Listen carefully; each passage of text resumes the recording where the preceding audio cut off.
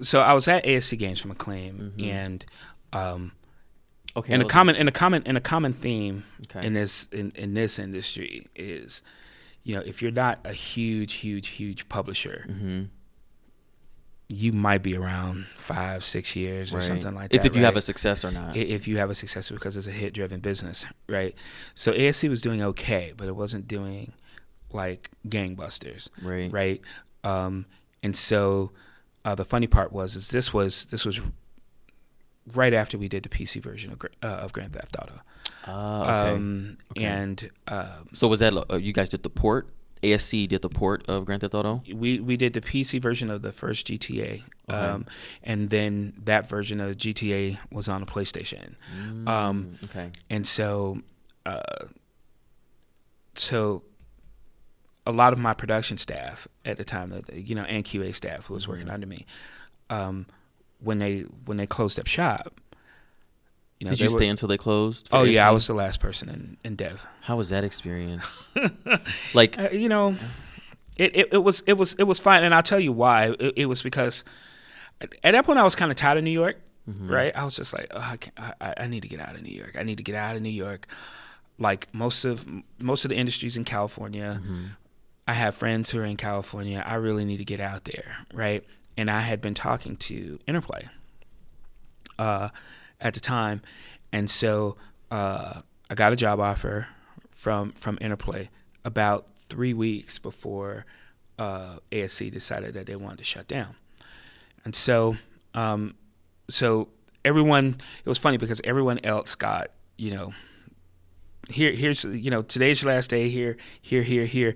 Everybody can bounce except Travis. Like, Travis, you have to turn the lights off. And I was like, so I have to work for my 2 weeks? Everybody else, okay. So, and they were like, look, Rockstar really wants to, actually, I don't think they were even Rockstar at the time. They said, like, Take-Two wants to, bring you on, and all of my QA, all of my production people are still at Take-Two / Rockstar now. Oh, wow. And they've been there since the first Grand Theft Auto, since the first Red Dead. Life is good. Yeah, you know what I'm saying? Yeah. But yeah, so the funny part is that, but they were like, so you want to go to Take-Two? And I'm like, that's kind of weird. First of all, I was like the boss for Take-Two, back in the day, right? I don't want to go there and be like just an employee. And besides, I want to go to California. And so, man, not regrets, but when you think back, were you like, was it like your friend when you're like, oh, I wasn't on it when he was telling you about GTA, and you're like, that's not gonna work, and then you're like, hey, it worked.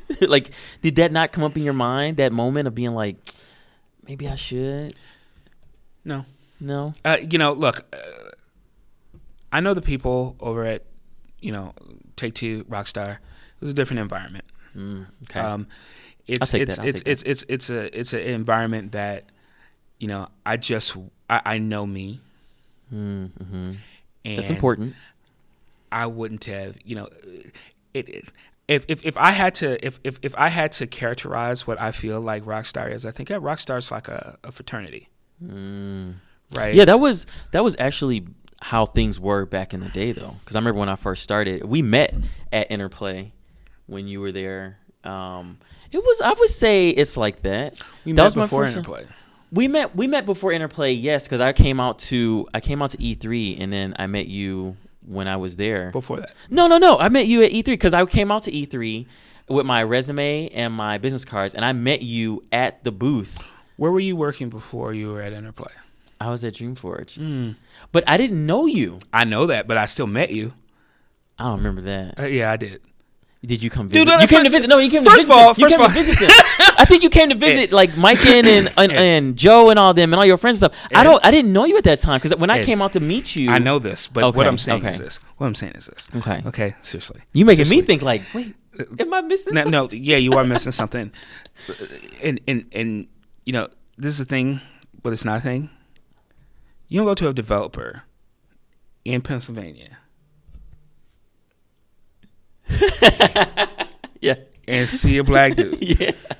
And not go, what is he doing here? You see what I'm saying? Yeah. So my cheeks are hurting. Yeah. Oh, so I knew who you were. So So and look, when I got to Interplay and I started doing a lot of internal production, right?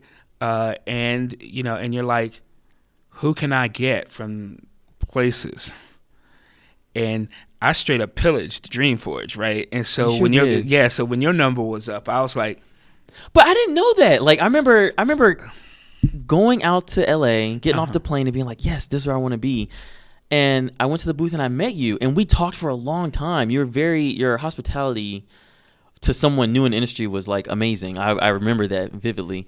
And then you're like, well, how long are you in town for? This and that. And we talked about everything. And then when I left, you're like, okay, well then I'll see you next Friday. I'll talk to you next Friday. I'm like, man, did we just do all this and I'm never gonna hear from this guy again? But Friday Joke's came on you. around and I was like, oh shit, this is crazy. This dude's real. almost 20 years later. I know, right? It's been a long time, man. Yeah, It's been a man. long time. So that's God. but that's what I'm talking about. Like, for me, I got to tell you, like, I remember, because being at White Wolf, I remember this, like, and going to Gen Con, getting close to a lot of people who were at Westwood Studios at the time, right? And so they were making Command and Conquer, Dune, Legends of Carandia and all this other kind of stuff. I was just like, oh man, these people are awesome. And I met a producer there. A producer's name was Ed, and Ed was a producer of Red Alert, which I think is probably the best Command and Conquer that has come out. That is a fun one. And Ed was awesome, because yes, I was this designer and PR director at White Wolf, but it was clear that I knew games, and I said, look, Ed, like, I really want to do this. I mean, I would love to be at Westwood Studios, but I feel like I need to step my game up before I get big time like that. And it's funny because at the time, like, I had already gotten 2 job offers from Richard Garriott. It was Lord British back, and I was scared to death to go to Origin or EA to work on Ultima, and that's where I met Rich Garriott. I met Warren Spector, and I just felt like those guys are big time. I can't even imagine being in that particular scenario. And so I ran from that. But and I asked Ed. I said, Ed, I really want to do this. Tell me how. And Ed, successful game producer, right, made a game that I to this day I think is the bomb. And I said, how can I be down? And he just straight up took several hours of his day, walked me through my resume, and said I would highlight X, Y, and Z, so so you could do this, right? And so when I see hunger, when I see people who are committed, I feel like from